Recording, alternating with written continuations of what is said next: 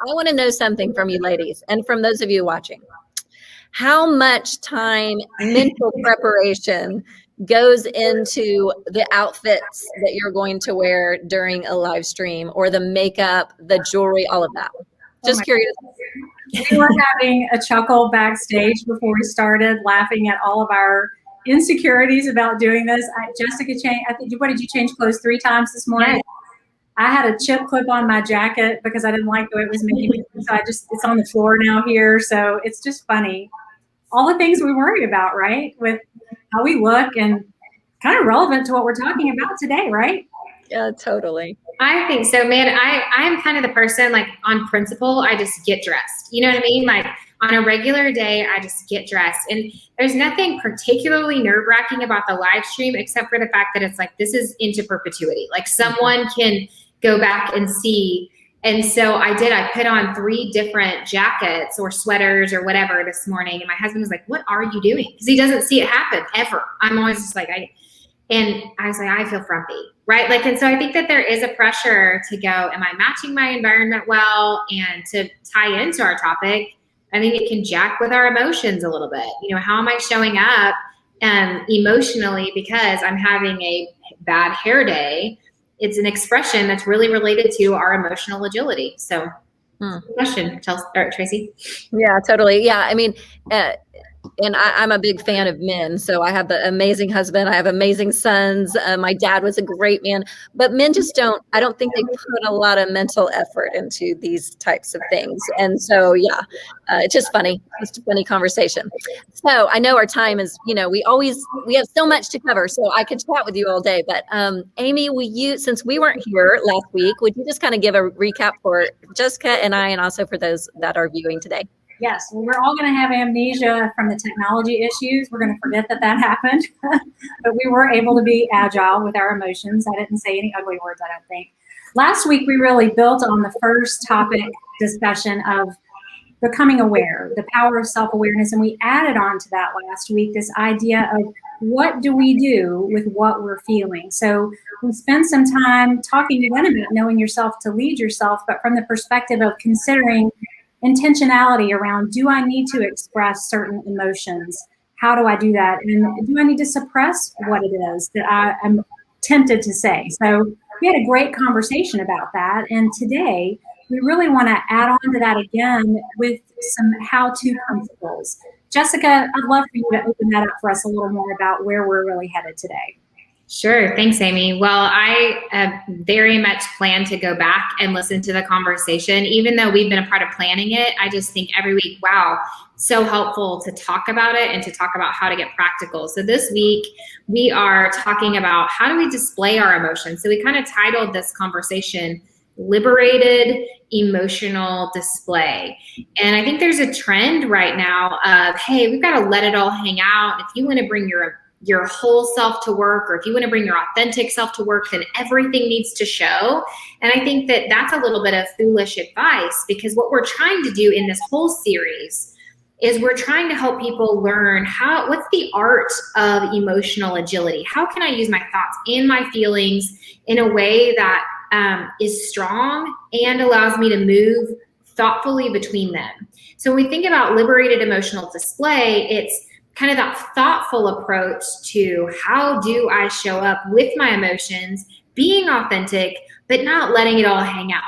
Is that a good place to start, Amy and Tracy? Perfect. Just perfect. And just to build off of that, here's what I want us to do for just a few minutes. I want us to really think about that how part that Jessica has taught. How do we show up?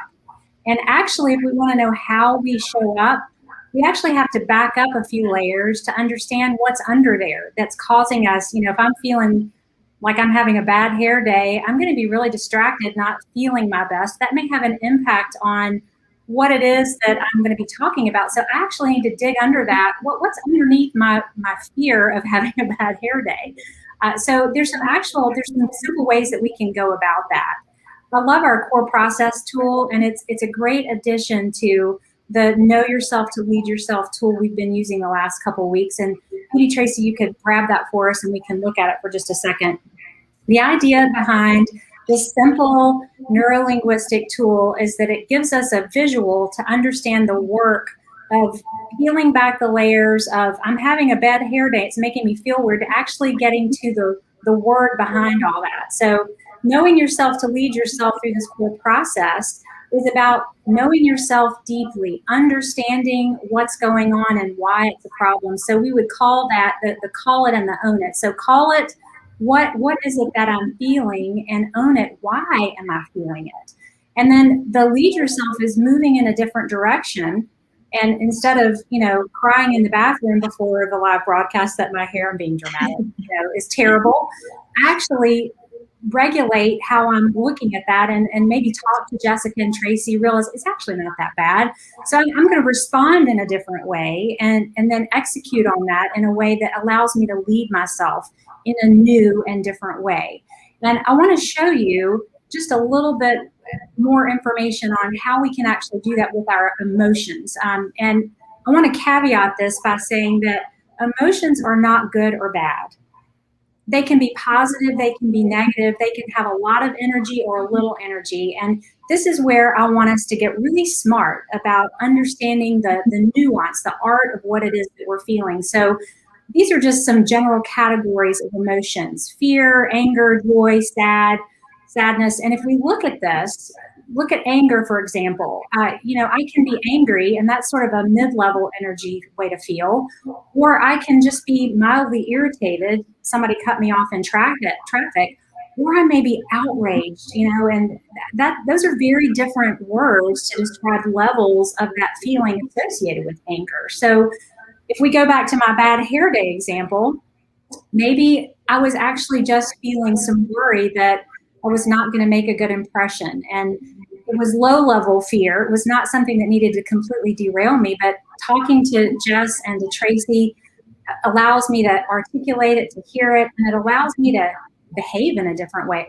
I don't need to worry about that. I see now that was silly. So with that sort of as our framework today, let's dig a little deeper and explore.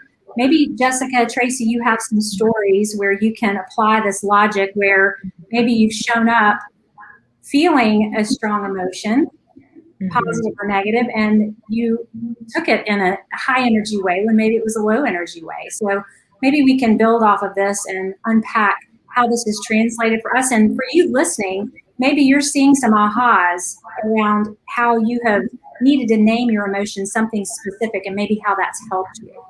I think that's great, Amy. And, I think it's a little bit funny to me that I am on this live stream having this conversation, because the reason that I waded into the topic of emotional agility, not just emotional intelligence, like I think that, we kind of figure that out in our careers, but emotional agility is related to emotional literacy.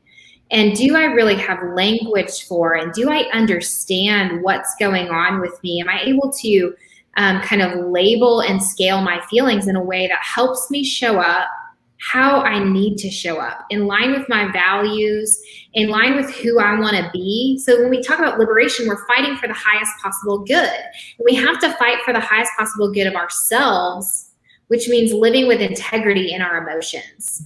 And so the reason I say it's kind of funny to be on this topic with you ladies is because the reason I explored this, thanks to Amy Norton, was I was doing such a bad job at it, right? Like I was just doing such a terrible job. And I think the pandemic in a lot of ways put pressure on all of us. And what I saw, or where I saw this come out, was just the way I was responding to my children, right? Like the way I was responding to my children.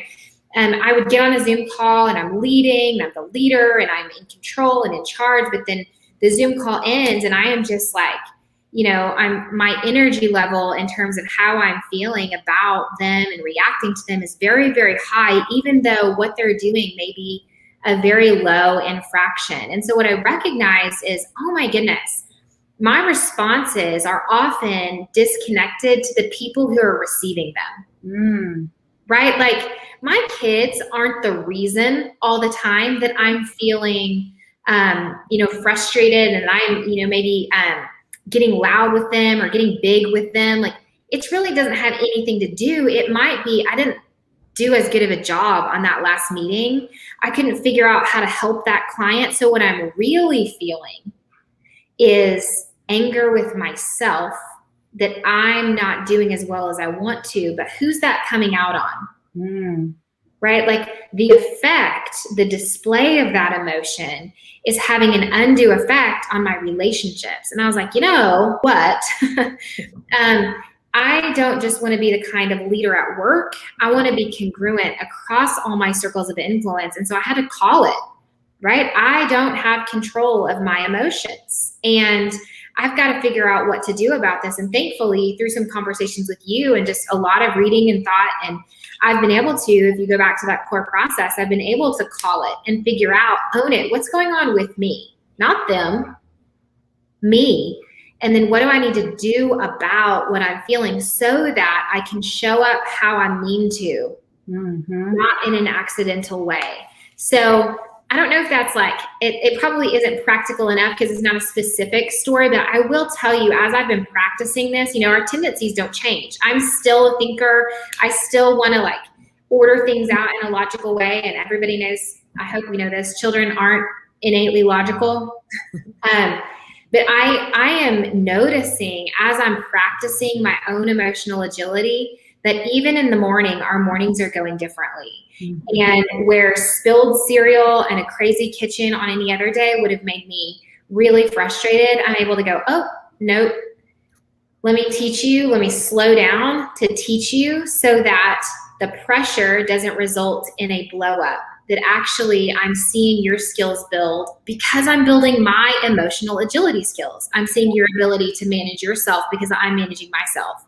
So I think we have to model what we want to see. But it's hard. This is hard work. I mean, at least to me, maybe it's not to everyone, but at least to me, getting real and honest, and then knowing what to do about the reality of what is it like on the other side of you. It is liberating, but it's hard work. You're so right. I love how you verbalize it. I'm assuming you're saying you actually verbalize it to your kids. Oh, yeah. Yeah, I love that. And I think because we've talked about this before, Jessica, that we're thinkers, right? We're very logical, that kind of thing, non-emotional. And so I tend to hold my emotions in. Everybody assumes that I've got it together, but I maybe don't. But I love that you express it to your daughters. You have daughters and a son, and that they are learning because you're verbalizing, you know, mommy was really frustrated, and yet here's what I chose to do, or however you say it. I love that. It's a great approach. And I think even in the workplace, we don't have to hold it all together. We can say, wow, you guys, I'm really frustrated. I'm actually going to take a quick break and go out in the hall and just for a minute, or whatever it needs to be, instead of always feeling like you've got to have it perfect and together.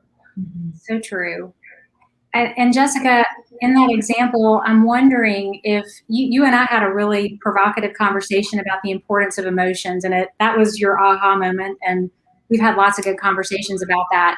I'm wondering if you've been kind of in your subconscious and conscious mind calling it and owning it since that time, and becoming more acquainted with the variety of emotions that you're having related to spilled cereal, client, you know, coming home elated or frustrated, whatever that is, and beginning to think about the gas and the brake pedal and how you're approaching your family. Would that be accurate way to look at it? Oh, yeah, I think so. I think just, you know, your emotional rangefinder is super helpful, right? Because I think sometimes we react in a way that's just like, it doesn't match the situation, right? And so if I can look at the rangefinder and go, what am I really feeling? Now, I may be showing up enraged, but am I really enraged? And if so, that doesn't match the scenario. So what's that really connected to, right? It's like kind of working backwards from that know yourself to lead yourself perspective, but then going past just that aha moment into, is there a pattern here? And what do I need to do differently as I'm able to identify, you know, how I'm showing up? Because, you know, I think if a situation merits rage, people are okay with that, right? That's a situation emotion match. But if it's a little bit irritating and you show up enraged, right, then you get the label of like, oh, it's so dramatic. We can't trust that person. right? And you actually lose influence. You do, and there's relational damage in those situations. I'm remembering a story years ago when my children were much smaller, probably closer to the ages of yours, Jessica, and our dog had a habit of wandering out of the yard, and it was always very frightening when her invisible fence didn't work. And I remember one day she was gone for a long time, and I was very afraid, but I reacted in anger to a question one of my children asked. And I heard Kathleen ask my husband, "Why is mommy mad at me?" And he said, "Honey, she's not mad. She's afraid." And that was very convicting to realize that, I was not emotionally agile there. I was damaging, by saying the wrong thing to my child. And these are the places where if we're willing to shine a light on those moments and look at it, sometimes that R and respond is reversed. Let me back up and try that again. And I did go back and apologize to my daughter and say, "I'm so sorry. I barked at you. And I was afraid that was not the right way for me to respond." And there's some teachable moments for us, I think, in considering how we show up. And does the emotion match the situation? I love how you put that, Jessica. Mm-hmm. Well, and I think, Amy, to your point, sometimes the respond is reverse. I think if we think about our employees, right? If we think about the people that we're working with, sometimes an apology, because it's the humility required to back up and say, "Hey, I want to say that wasn't about you, and I am so sorry." And not like I'm so sorry / I'm going to keep doing this, but I am so sorry. Here's what I'm trying to do so that I can catch myself. Like, I think that you garner so much respect from your employees when you're able to be that aware and then that responsive. And, it kind of flies in the face of show up perfect all the time, which I think is maybe a message that the let it all hang out crowd is trying to battle is, okay, well, I don't think perfection is real. So let's all just bring our authentic selves to work, including, our stinky t-shirts and our, you know what I mean? Like we're taking it too far when it's really like, I think it's more about humility and owning where we are and being aware of ourselves and then responsive to our relationships and to our team members to show up in a liberation, in a liberated way, show up as a liberated leader, which does not equal perfection. It equals responsiveness. Yes, 100%. Yeah, so I think we may have said this in an episode prior, but it's knowing yourself, not to excuse yourself and making excuses for bad behavior or hiding yourself. Let me be fake nice when I'm really irritated on the inside.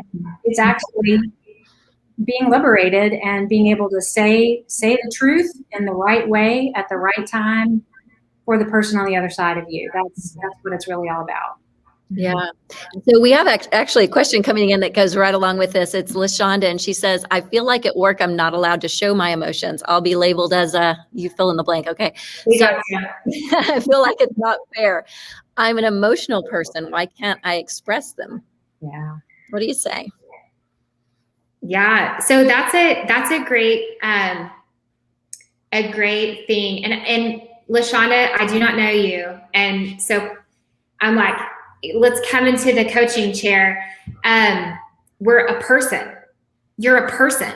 So people have emotions. I think that's the kind of like, Tracy and I will refer to ourselves as thinkers. So it's like, so we're non-emotional, but like, that's also hashtag not true, right? Like it's not true. And I think that that's the big deal is like emotions happen as long as we're alive. And so I may be more prone to repress my emotions and you may be more prone to express your emotions. But the deal is like, what does liberation look like for you? And I think most of the time what's happening in an environment, I'll try to be brief here, when emotions aren't welcome is that someone in charge is uncomfortable with emotions. Mm-hmm. And then our energy level around emotions is higher than what they can tolerate. Like that's what's happening. And so then, back to kind of our process on emotional range finding and in regulating, it's like, am I able to express and explain how I'm feeling in a measured way, but that is still authentic to how I'm feeling? Because it's a really different thing for me to say, man, I am so disappointed about how this project turned out. And I have been thinking about why I'm disappointed. And it's because I really wanted the client to experience our best work. So I've been reflecting about what we need to do differently, right? That's different, right? I'm still letting you know we did not meet expectations. And I'm not going to bury that. And I'm not going to pretend that didn't happen. And I want to see something different next time, but I'm not engaging in blame. I'm not engaging in burying. I'm expressing expectations and also being true to that emotion. It's just that display of the emotion and how we navigate that. I think that's where the proving ground of our agility comes. So, Amy, what would you add on to that? I'm shaking my head just in agreement with everything you've said. I agree that there may be somebody in charge who is uncomfortable with emotions. Emotions feel subjective and messy, uncontrollable sometimes, and they're not objective. Like, let's look at the budget numbers, right?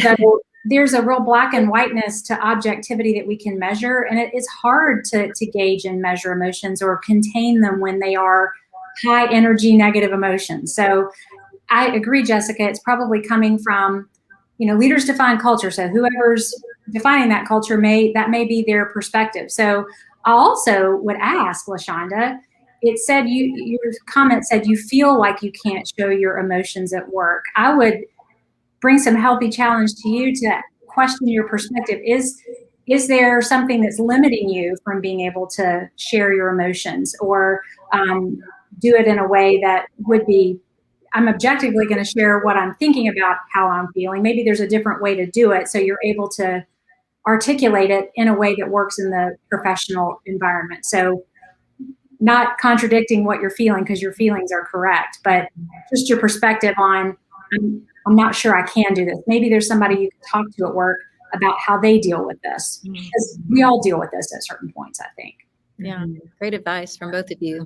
Another question coming in. This is Jamie, and she says, my husband says I'm too emotional. He wants me to get more control and that I'm immature. What do you say? How do I know if I'm over the top or if we're just different emotionally? Great question. That's a good one. So I can tell you based on your question that you're different emotionally, right? Yes. So you know that. And I think that's okay. Oftentimes, what do we say? Like, we're attracted to opposites in the dating phase, and then that's whatever that was is also the irritant that lives inside of our marriages. But I think sometimes it's like, how can we have language around that difference? And there is a lot of merit to him and a lot of merit to you. I don't know you, but I can tell you that that's true. And it's, how can we appreciate the difference while not anchoring so hard in our differences? Mm-hmm. So I think sometimes if I anchor, like I anchor in, I'm not going to feel anything. And my husband, we don't necessarily, we're kind of little peas in the pod, which has its own challenge. But if you have like polar anchors, then you'll like anchor harder rather than moving toward the other person. And I think that's where the challenge is. So you're feeling your feelings, and it sounds like, not knowing your situation, it sounds like you're going like, well, now I feel like I need to react bigger because he's not responding, which tells me that you have a need, right? Like, what's happening is you have a need that needs to be met between the two of you. And you guys have to figure out, how do you meet each other's needs, and then figure out how to adjust to each other's emotions, because not having emotion is also an emotion. I will just say that for free. Yeah. I would love to jump in here too, Jamie, and just say that sometimes in emotionally charged conversations, we say things that sound like critique of our humanity, when maybe it's behavior that feels unwieldy. And I wonder if your comment from your husband that he says you're too emotional is making you think you're not okay. And if you are prone to expressing emotions more freely than he is, perhaps, you may feel that that's a critique of you as a person. So that hurts, right?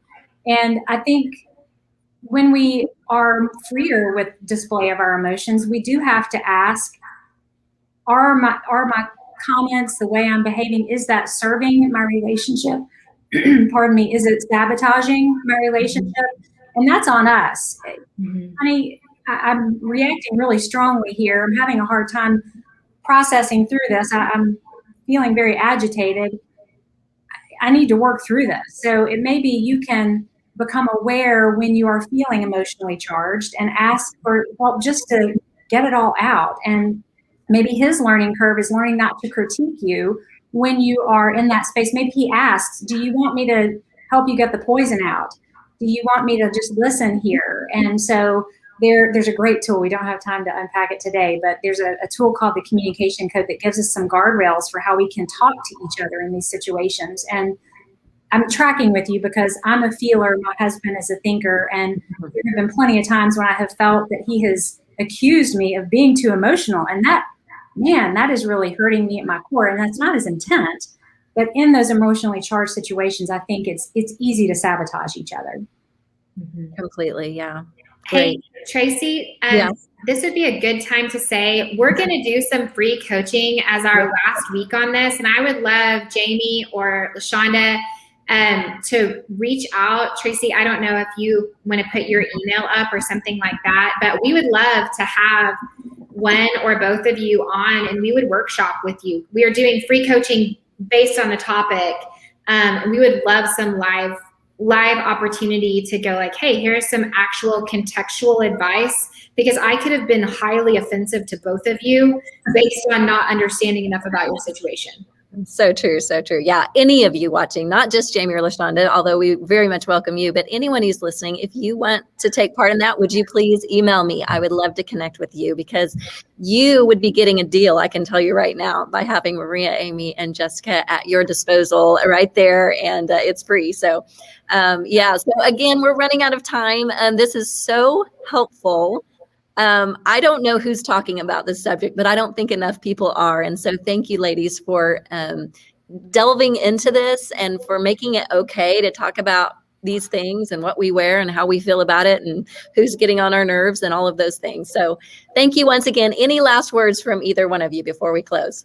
I just want to encourage all of us today to take a pulse check on our emotions. And before you transition to the next meeting or task, would you do yourself a favor and think through the last emotion you felt and really take a minute to understand, give it a specific name. I was just feeling weird. Okay, what was behind that? What are some words you might put with that? So you have something clear. Clarity is so important in this. So I just want to encourage us all to continue to be curious learners of ourselves, because everyone in our circles of care benefit from that. Absolutely. Absolutely. And again, another reminder, if you're watching and you don't yet have an Ascend free account from Giant, Amy mentioned some tools, Jessica mentioned tools. You can look up all of those tools. You can watch videos about them. You can see all kinds of amazing content for free on Ascend. So just go to giant.tv/Amy Norton or giant.tv/Jessica Rimmer, and that will connect you with them. They won't call you or anything, but that way, if you ever want to reach out and you do want coaching from either of them, that will allow you to know that that's your expert in the Giant world. So please take advantage of that. We'd love to have you. So again, thanks for spending a little bit of your Wednesday with us. We can't wait to come back again next week, and we will see you then. Bye, ladies.